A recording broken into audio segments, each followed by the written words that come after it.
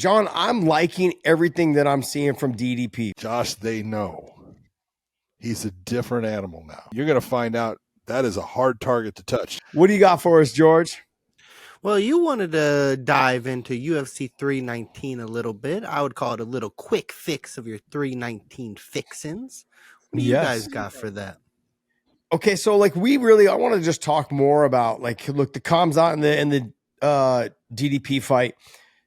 John, I'm liking everything that I'm seeing from DDP. What kind of concerns me a little bit was this. I'm liking everything I see from Chimaev as well, by the way. Like the cardio, the working with Sam Calavita, working alongside Aaron Pico. I saw him hitting some mitts over at Jackson at the podcast place there at Jackson in Costa Mesa.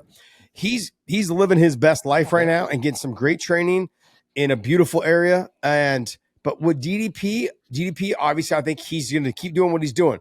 What I didn't like was I heard his coach kind of say some things that kind of overlooked Chimaev a little bit. Yeah, he does this. Yeah, he does that. And we're not really almost as if they're not concerned whatsoever. He also said Chimaev has got terrible stand-up. Which is not true. It's not true. Yeah, and I was really surprised. I'm going to say it right now, and it's, I have a lot of friends that are coaches, obviously. I hate when a coach starts talking about an opponent like that. I think it's the dumbest thing they can do. It does not help your fighter in any fashion. You could think he's the worst thing in the world. That's fine. That's between you and your fighter, and you keep it that way. And when you're talking about him, you talk about how great he is. Because all it does when you put the guy down is if your fighter does win, then it's like, yeah, but you said he was no good anyways. So it's like, don't do that. It's the dumbest thing ever. Yeah. Talk about all the strengths and the things that he does good. If you don't want to talk about something that you think he's not good at, don't. But I looked at the fact that his coach is coming out saying things. I think it's crazy. I think it's wrong. But this whole matchup, there's a lot of people talking. You and I obviously, we have our thing, and we've already talked a little bit about it. But I am surprised at how much people are jumping on the DDP bandwagon now after watching everything that they've watched and stuff, and everyone is going with, what, he's awkward, he's super tough, he's got great cardio, he's very big, he's super strong. All those things are true. You can't take them away, but don't minimize what skill level Chimaev brings to this fight, because there's no one that has figured out that puzzle yet. There's guys that have done fairly well in moments with him, but not good enough to beat him. Yeah, this is very true. I mean, it's not even so much the coach saying what he said. I've always kind of been this person, like, as a coach, you get all the credit and all the love when I'm winning. You get all the shit when I lose. Mm-hmm. Okay, along with the fighter. But I don't need you making it more difficult for me by speaking to the media. That's it. And so I almost get to the point where I'm like, I feel like coaches should not talk to media at all. And if you do, it should be nothing but positive. Like, just even if you don't believe it, just say it in a positive way. Whether it's about my opponent, whether it's about me, or whatever it is. That's it. So-and-so is the best referee. So-and-so is the best judge. So-and-so is the best fighter that we're going to fight, this year. Like, whatever it is, talk about how great this person is. So when you do beat him, then it makes you look even better. You've already pumped him up. And if you don't beat him, then like, hey, he's everything that we said he was. That's it. He is who we thought they were. Yeah. Right? Like this Dennis Green. Danny Green thing. Dennis Green, baby. Right? Yeah, that's right. Like, he is who we thought he was. Right? That's exactly the situation. That's exactly it. In this fight, John, there's a lot of ways. Like, what I did love though was when I heard DDP say, he's going to take me down and I'm going to take him down. That, to me, after just talking about the co-main event with Urseg and him making the fight adjustments and the changes, to me, that's spectacular. Mm-hmm. To know that he's possibly going to try to wrestle Chimaev, that makes my brain think, look, I may start leaning a little bit more towards DDP when it comes to the betting lines, because John, there is a lot. I'm actually looking them up right now. Well, what's funny is if you're going to look at the MMA world as far as fighters and people, for the most part, everyone is going on to the, DDP side. You look into the betting world, they're on the Chimaev side. So it's really funny. You've got a real split here. Yeah, because a lot of people don't want to put their money where their mouth is. Well, yeah, I don't blame them. True. I mean, in one of these fights, actually, the odds are actually a lot closer than when we talked last week. Right now, they've got DDP at a plus 170. You got Chimaev at a minus 205. I mean, that's really close. So you start, no, it's not. It's almost 2-1. I mean, that's close to me. Come on. I feel like that's close. I mean, but there's a little bit. That's close. Like this is one of those fights where I know there hasn't been enough for most people. Their sample size on Chimaev is enough. Oh, I've seen it. I believe he's the greatest. Okay, cool. Mm-hmm. You're a Chimaev fan. I'm a Chimaev fan. But as a former fighter, no, everyone will say you are not a Chimaev fan. I know. I'm a Chimaev fan. Chimaev hater. I don't care what they say, John. I don't care. No, they I can know all you're not. kick rocks. I know you're not. I love watching him fight. He's fun. I think he's great for the sport. Yeah. All of these things. He's not quite fire on the mic like Habib, and has the quirkiness of Islam, but he's not a Conor guy. But I love when he gets the mic. But when he gets the mic, he owns it. Yep. That's something that's very difficult to do. Like that's difficult to do. You get that mic in front of 18,000 or 15,000 people. You've got to say the right thing that resonates with 18,000 people in that arena and the millions watching at home. You got to do it right now. And I think honestly, he's done a great job of that. But DDP's he's going to have to make some adjustments throughout this fight. And I think Chimaev's going to have to make some adjustments out of this fight. The fight to me, though, is going to be decided, I think, probably in those first 2 to 3 rounds. I agree. They're going to have to, whoever wins the first 2 rounds, or not the first 2 rounds, but 2 of the first 3 rounds, I think is going to have obviously he's going to have a lot more control going into the championship rounds. As in, they're going to start feeling it. I feel like they're going to start to take over during that time.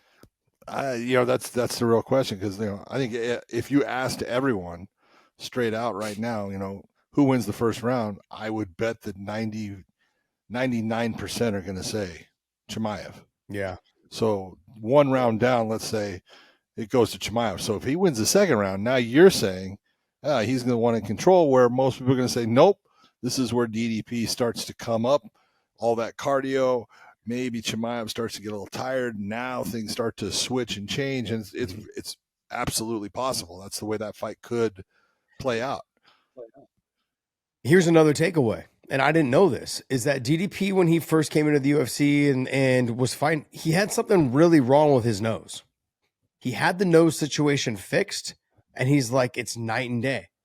He's like, I can breathe. I don't feel tired. He's like, maybe I look a little bit tired. He's like, but I don't feel as tired going into rounds 3, 4, and 5. He's like, before, he's like, I knew I had to push. He's like, but I couldn't breathe.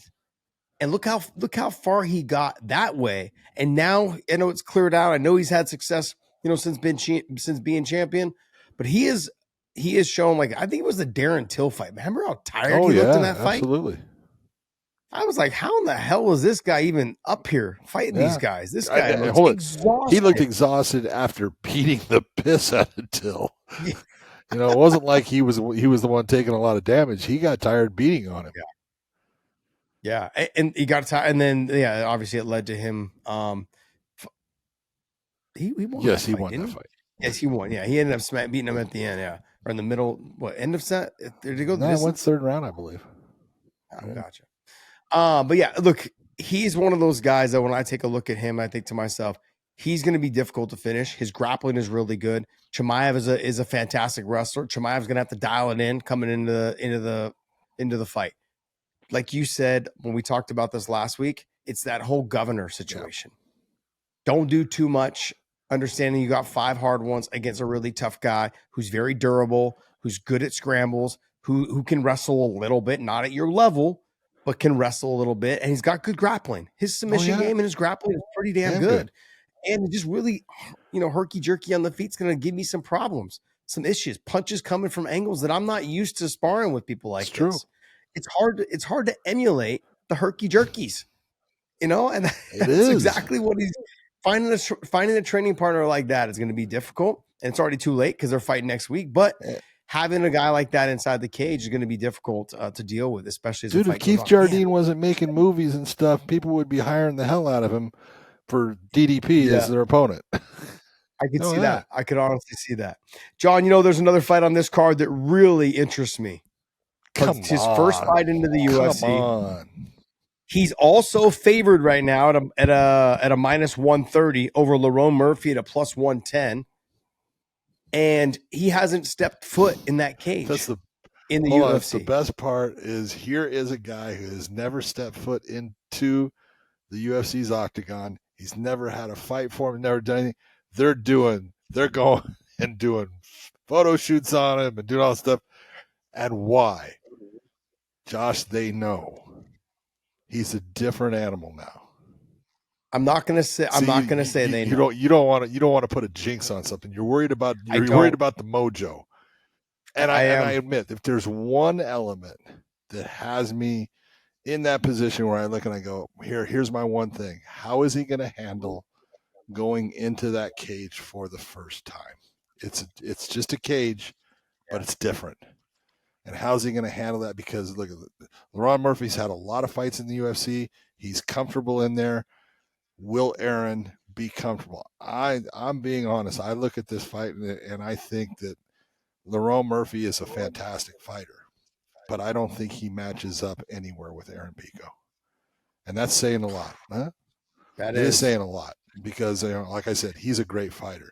He's fast. He's got beautiful stand-up. His takedown defense has really gotten good. He's going to get taken down, and he's going to get beat up. Oof. Those are strong words, John. Well, I'll lead him. Strong words. I don't think I'm going to have to. Look, we've had this conversation, I don't know how many times in the last 5 months, not based around Aaron Pico, but based around guys leaving PFL and Bellator and coming over. The first fight's always the most difficult. And so that does scare me.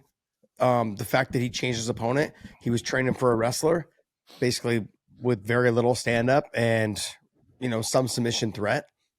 But that didn't scare me. The Evloev fight did not scare me. I was like, dude, he's going to sprawl and brawl, and he's going to touch him with his hands. And one thing Pico has is fucking power. And he's got fast hands. I'm like, yeah, and they do come out quick. And also, too, they come at pro boxing style angles where they come up a little bit at a three-quarter turn. They come over the top as well. They come uppercut, left hook. He's tight with his boxing. He doesn't loop things. Great punches. He does a great job. So I guess with Lerone, like you said, feeling very comfortable out there. Understanding that this is my house. You're going to come into my house in your first fight, that you're going to beat me. Lerone being up in there in that top, 5 or 6, I think is where he's at right now in the rankings.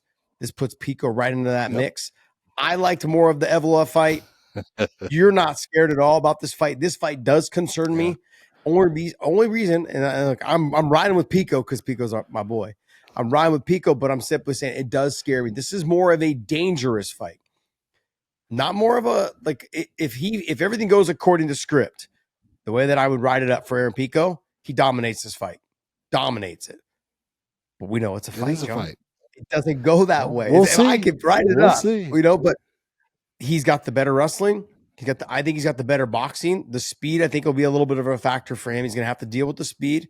And Lerone is going to keep it. He's got to keep Aaron guessing, either jumping knees or push kicks up the middle. A lot of lateral movement. Don't stand directly in front of him. Don't let your foot go outside that black line. It can't be between the fence and the black line. It's got to be either on the black line or pushing into the forward. You've got to be pushing into the center of the cage. Do not let Aaron Pico get to your legs. He's going to lift, scoop. He's going to gather the legs, or he's going to lift, scoop, dump you forward, face first into the mat, and then he's going to look to take the hips in the back. Grappling wise, we've seen Aaron Pico get so much better in his grappling, whether it's armbar attacks, leg lock attacks. He's been working nonstop on getting better. He's a full-blown man now. That's full-blown man. This is the whole, look, when he started, he was an 18-year-old boy.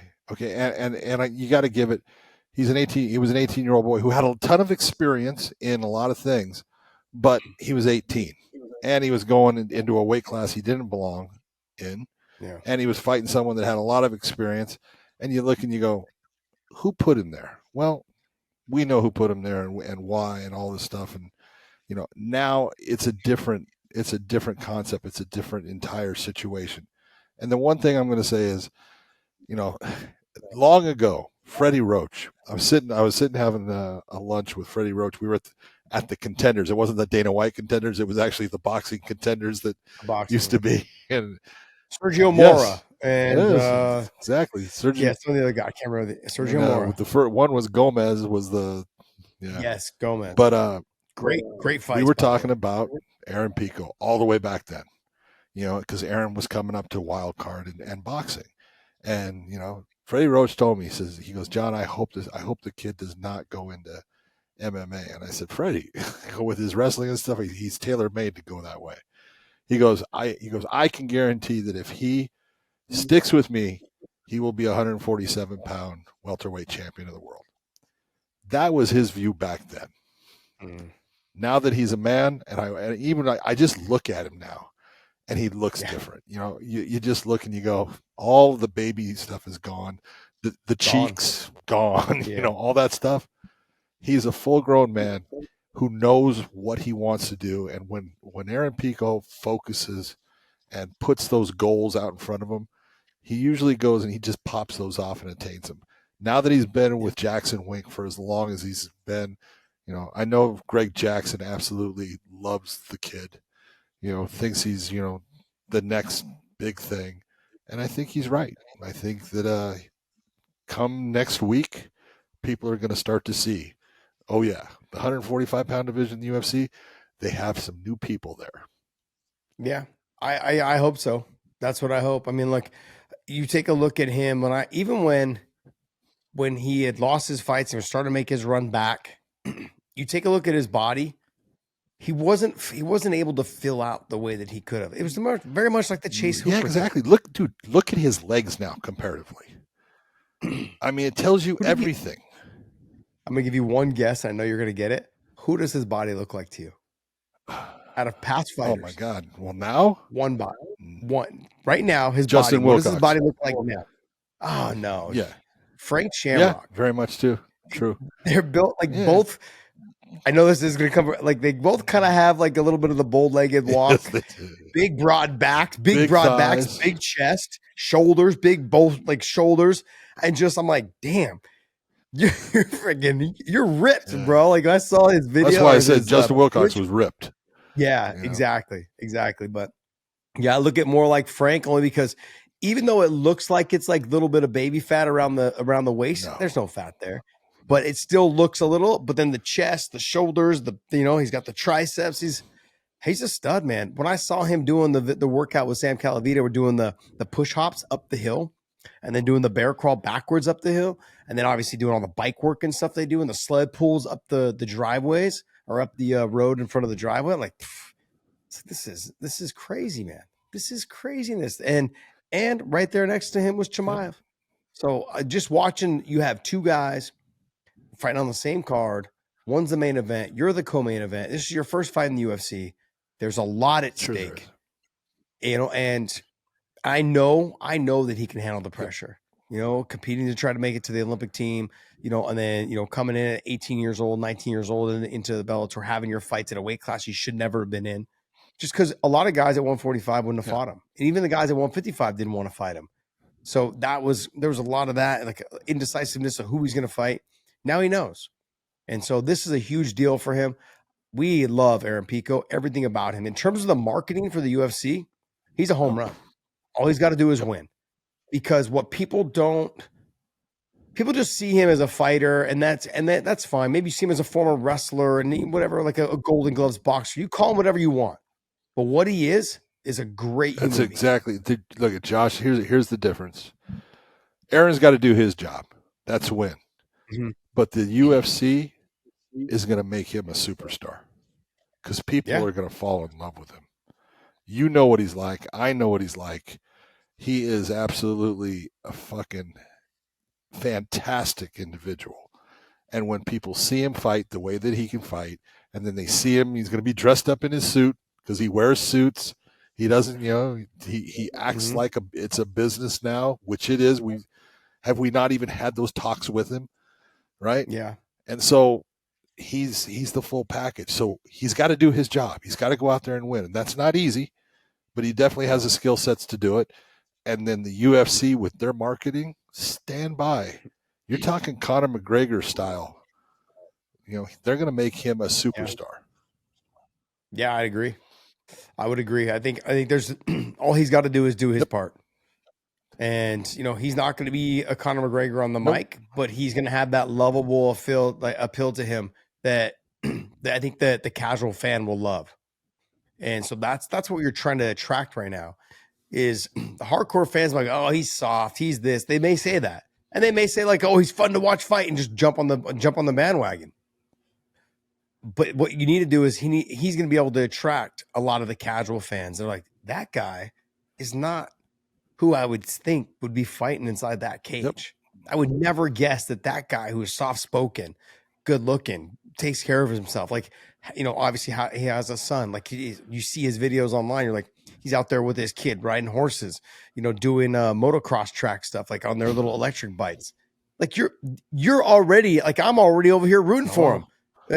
I've been rooting for him for a long time, but like just me talking, I'm sure some of our fans now or some of our members here are listening to us.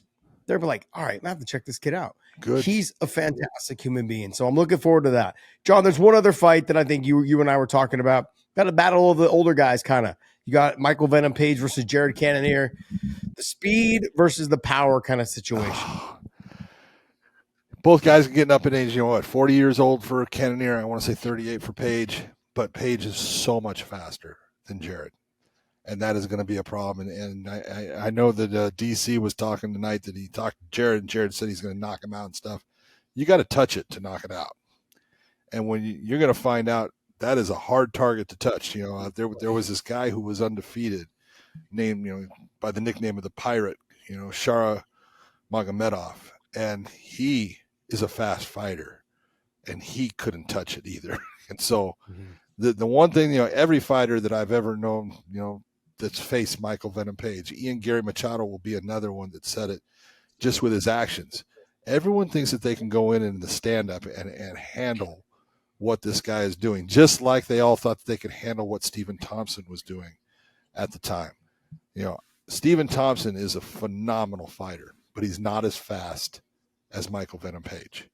Page is as fast as you're going to get, and he covers distance, and that's the one thing that's so unusual about him. He covers distance so fast. Now, he's got a little bit of like what you're talking about with the Corey Sandhagen thing, all that movement, 3 rounds, he's gone 5 rounds, but, there is some extra movement, and he does get a little tired at times. That could be the time for Jared Cannonier to take advantage of it. But I truly believe Jared's going to go in there and go, where did he go? Where did he go? Yeah. Because he's going to have a hard time finding him. Yeah, I would agree. I think it makes for an interesting fight. MVP is 38, I think now. Just got married. Cannonier just got married. Cannonier is 40, 41? 41. Yes.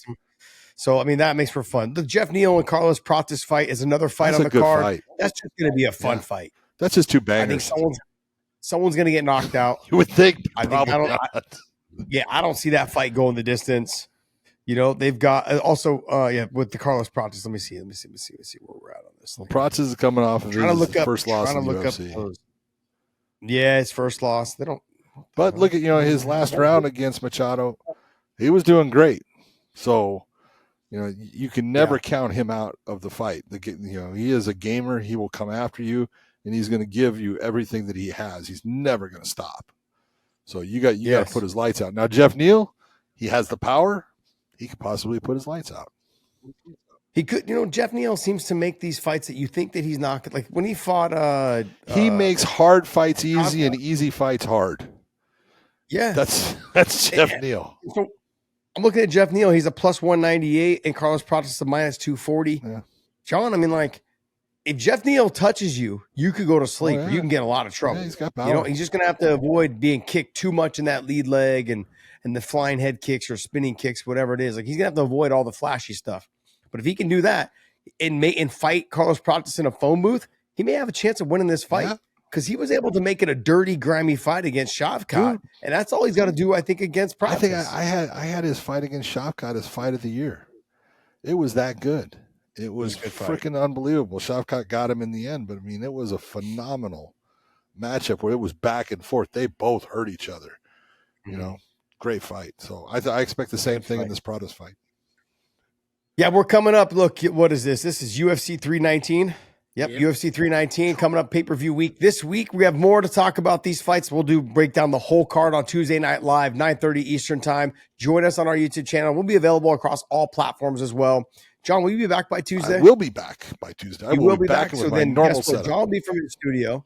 He'll be from his studio. And so it's going to be great to actually talk to you through your studio and your mic. And but I'm looking forward to this pay-per-view card is stacked. Just going through these, you got Tim Elliott versus Kyle Sakura, Bobby Green versus Dega Fajeda, Jared Morshart versus, how do you say his name? Mikhail Oleschicek, Jessica Andrade. I know I'm butchering these names. The fight that does interest me is Chase Hooper and Alexander Hernandez. Chase making his run right now after becoming a man now. He's got a baby also. Edson Barboza, Drakkar Close should be a barn burner, a knockout. Someone's getting starched.